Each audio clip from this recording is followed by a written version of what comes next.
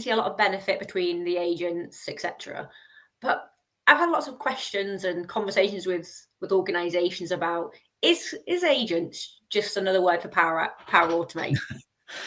Yeah. So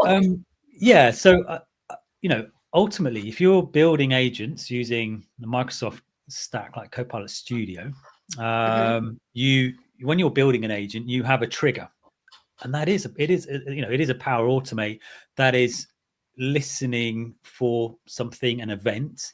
Could be, like I said, an email. It could be a message in Teams. It could be some event coming in from a website, and it's how you trigger that is driven through Power Automate, because all that infrastructure, all those, the Power Platform, it's got connectors to all these different systems. It's got this infrastructure already there. It'd be crazy to try and reinvent that.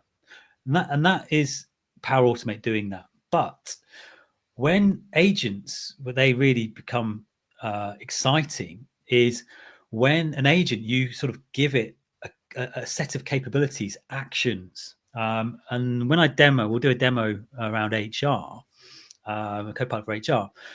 When you can give it a set of actions, and the agent then understands what each of those actions can do, it then starts to put them together to come up with a unique recipe.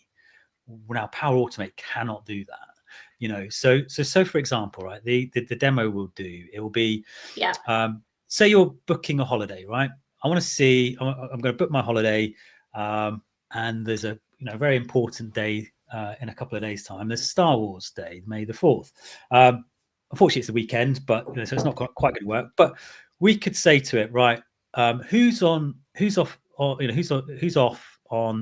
the 4th of May, and so it will then have an action which tells it to find out who's off. Call me, and so the AI will call that.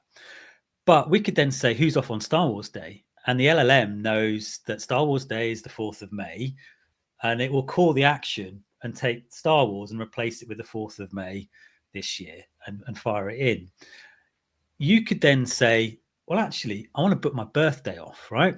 So then it has an action to find out what your birthday is, and an action to go and register that you want to book your holiday. Yeah. And so then it looks up and says, well, I've got this birthday action, so I'll call that first, and then I'll take that date and I'll apply that into the holiday request action. And so you start to chain these different actions together, and that's where the power of agents comes in. Yeah. But you're absolutely right. There are times where Power Automate and just using a sort of bog standard cloud workflow is the right approach. And then there's times where using AI is important. So, thinking through what the workflow is trying to do, if it's a case of, like, I don't know, a approval process for some purchase order, and someone submits it and it says, well, if it's over £10,000, then it goes to this person. If it's £20,000, it goes to this person. You wouldn't use AI for that. There's no point. Yeah, you could, Power but Automate. So it's just looking at your use cases and then working out which one is the right tool. But when it's reasoning over information and text and providing some recommendations, that's where AI is fantastic. Comes in. Doing those things. Yeah. No, great. That was a great explanation. And